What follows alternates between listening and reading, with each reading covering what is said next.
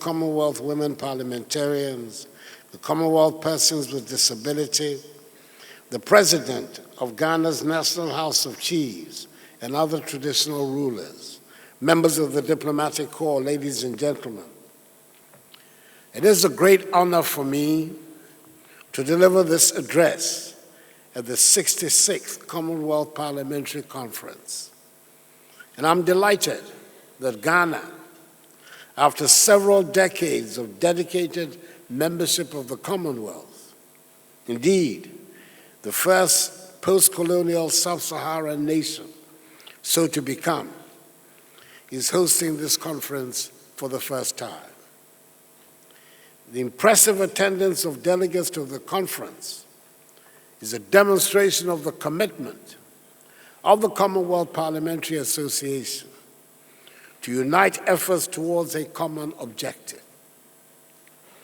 To those of you coming from beyond our shores, especially members of the parliaments of the Commonwealth, I extend a hearty akwaba, a word of welcome.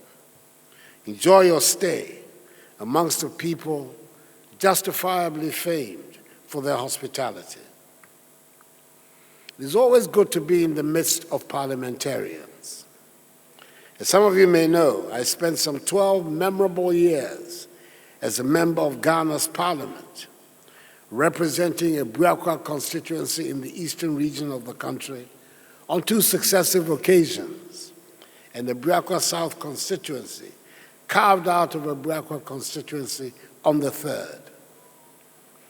Some of the most interesting times of my political life were in the Chamber of Parliament. And dare I say, that is where, with the help of colleagues like the current Speaker of Parliament and the President of the Commonwealth Parliamentary Association, the Right Honourable Albin Bagman, whom I came to meet on the other side in the House in 1997, and the Honourable Oseche Mensah Bonsu, the Majority Leader and Minister for Parliamentary Affairs, with whom I entered Parliament on the same side at the same time. We did some of the work with long-lasting effects on our society. Admittedly, this conference is being held at a time when the world is confronted with a myriad of grave issues, including environmental, financial, and security ones, which are having negative impacts on lives and livelihoods, especially for those of us in developing countries. Surmounting these challenges requires collective and concerted efforts whilst upholding the democratic and human rights principles that validate our common existence as a commonwealth of nations. It is against this background that I find the theme for the conference, Commonwealth Charter, 10 years on, values and principles for parliaments to uphold, of considerable significance for our times. Honourable members, the Commonwealth Charter binds the Commonwealth together and directs the actions of member states through our shared values and principles, which the Charter embodies. The Charter states the commitment of member states to building free, just, and democratic societies, as well as to the advancement of peace, security, and economic development towards improving the quality of lives of the peoples within the Commonwealth. The Charter, as you're all aware, projects the values of good governance, the rule of law, protection of fundamental human rights and freedoms, promotion of international peace and security, as well as protection of the environment. And undoubtedly, these values and principles are fundamental to building just, inclusive, and prosperous societies for all. We therefore have the onerous responsibilities as members of the Commonwealth to translate these principles into tangible and measurable outcomes to guarantee human security. The legislature in particular, as the fulcrum of democracy, has a responsibility to represent and promote the interests of the citizenry. This forum, thus, presents us with a unique opportunity to reflect on the progress made in upholding the values and principles projected in the Commonwealth Charter since its adoption a decade ago. Indeed, the challenges we face today in our democratic journey do not just put to test our commitment to the principles of the Commonwealth Charter, but also call into question the effective application of these principles in responding to the needs and aspirations of citizens. As once noted by my fellow Ghanaian, Kofi Annan of blessed memory, our illustrious former Secretary General of the United Nations, who said, and I quote, "Without good governance, without the rule of law, predictable administration, legitimate power and responsive regulation, no amount of charity will put us on the path of prosperity," unquote. It is important to remind ourselves that part of the legitimacy of democracy lies in its capacity to produce tangible developmental outcomes, such as good health care, quality education, and affordable housing, and to create opportunities for individuals to explore, develop, and realize their God-given potentials. It is through the accomplishment of these goals that the concept of democracy becomes truly meaningful to our peoples. Honorable members, terrorism and violent extremism remain phenomena that threaten our very existence as individuals and collectively as nations. According to the 2023 Global Terrorism Index, terrorism has turned deadlier, with lethality up by 26%. We have in recent times witnessed terrorist attacks at the hearts of our neighboring countries, like Mali, Burkina Faso, and Niger. A terror attack on citizens in one part of the globe affects citizens of other parts, in view of the multicultural and interconnected nature of our world. Combating terrorism requires a coordinated effort by all nations and stakeholders. Parliaments can contribute to that effort in combating terrorism through the enactment, for instance, of strong legislations that curtail cross-border movement of illegal firearms and impose heavy sanctions on offenders. Honorable members, humanity today is struggling to live in harmony with nature. The undeniable truth is that our planet is undergoing unprecedented environmental degradation in the wake of climate change. Issues of environmental pollution, desertification, deforestation, global warming, flooding, and other forms of degradation, and their adverse consequences continue to pose imminent threats to the very survival of the human race. Efforts by the Committee of Nations in search of common solutions to climate change have resulted in several measures, including promotion of renewable energy, strengthening of environmental regulations, and fostering international collaborations. Global advocacy towards transition from fossil fuels to renewable energy resources, such as solar, wind, hydroelectric, and nuclear power, has been phenomenal.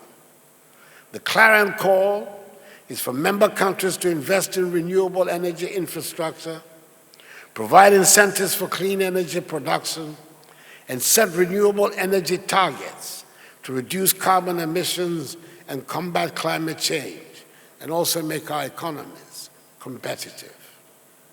There's also the call to strengthen environmental regulations.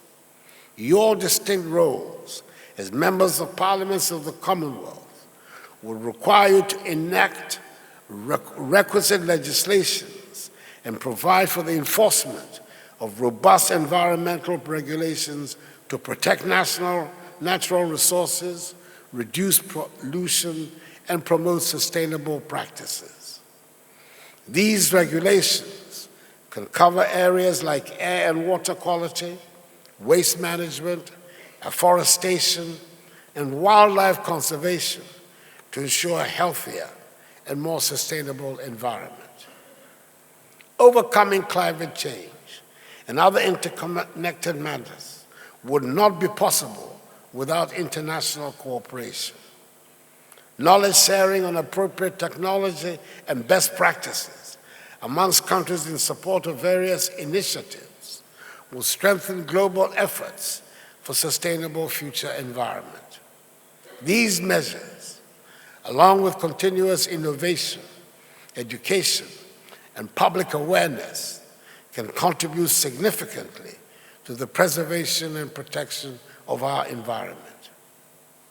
Protecting the environment is not an option. It is an ethical imperative which requires a profound shift in our collective mindset and behavior. We must act swiftly, decisively, and inclusively, leaving no one behind in our pursuit of a sustainable and harmonious world that will cater for today and for posterity. There are two other unwelcome developments, honorable members, in the region and in the world we cannot ignore on an occasion such as this. The first is the Russian invasion of Ukraine, which is a flagrant violation of international law and an attack on the sovereignty of a member state of the United Nations. The overwhelming majority of member states of the General Assembly have consistently condemned it. We must continue to stand firm in our condemnation of all kinds of hegemonic acts, especially of those that seek to subject the will of smaller nations to those of their bigger and stronger neighbors. The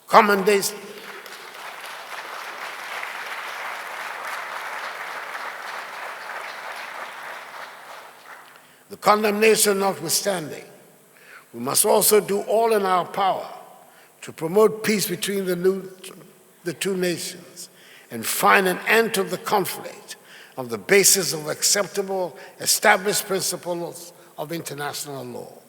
It is in everybody's interest that this is done.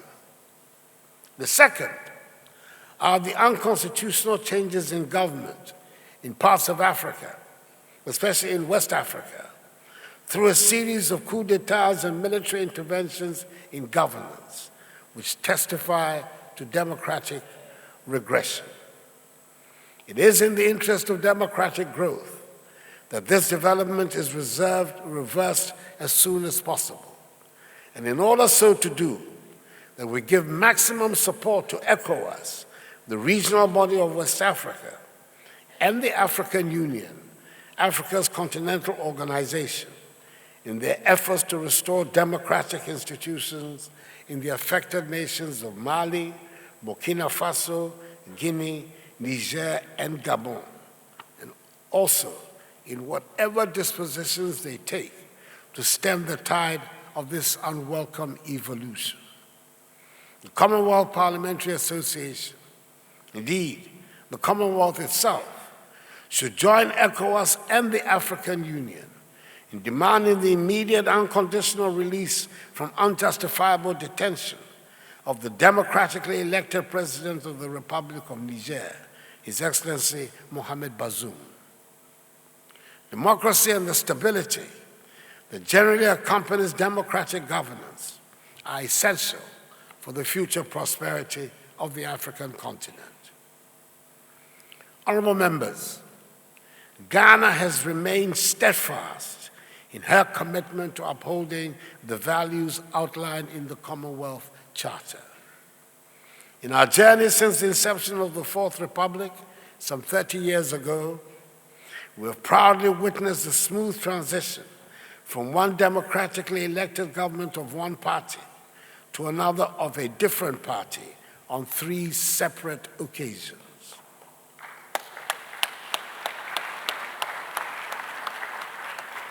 We've also enacted laws aimed at aligning with the core principles of the Commonwealth. However, there's still much work ahead.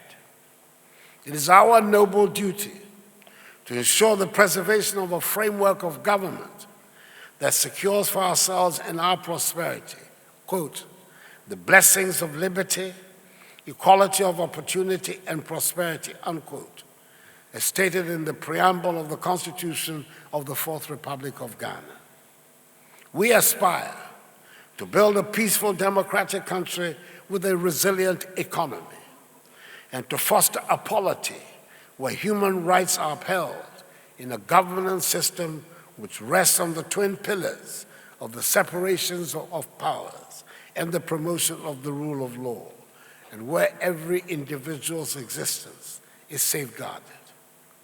These are central features of the national vision of building a Ghana beyond aid, where economic freedom and a spirit of enterprise drive the development of a self-reliant Ghana, which no longer depends on foreign aid or charity for its existence, but depends rather on the intelligent management of her considerable resources to achieve her prosperity and progress. Crucially, honorable members, we must address the issue of balanced and equitable representation. We owe our people a representation that is truly balanced and equitable. Within the Commonwealth, and notably here in Ghana, women constitute a majority of the population. Despite this, their parliamentary representation falls far short. Out of the 275 elected members of parliament in Ghana, a mere 40 are women, accounting for some 14.5% of the total number, and this clearly and certainly leaves much to be desired. We have to continue to fashion members to ensure effective representation of the citizenry, regardless of gender, color, creed, ethnicity, or disability of any form. Further, applying and upholding the values and principles of the Charter require, in our view, the attachment of the Commonwealth and global community to the realization of 2 matters of great and urgent concern. Firstly, the reform of the institutions of global governance, particularly the United Nations and its Security Council, to make them more representative and reflective of contemporary realities. And secondly, the agreement of the European nations who sponsored the barbaric and inhuman transatlantic slave trade to the payment of compensation and reparations to the descendants of the victims of this horrific experience, especially as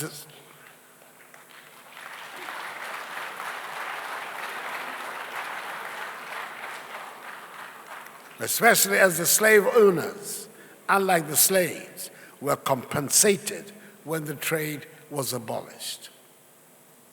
In conclusion, I applaud the Commonwealth for its unwavering commitment to principles such as the rule of law, open and inclusive societies, equal rights for all, and profound respect for fundamental human rights and freedoms.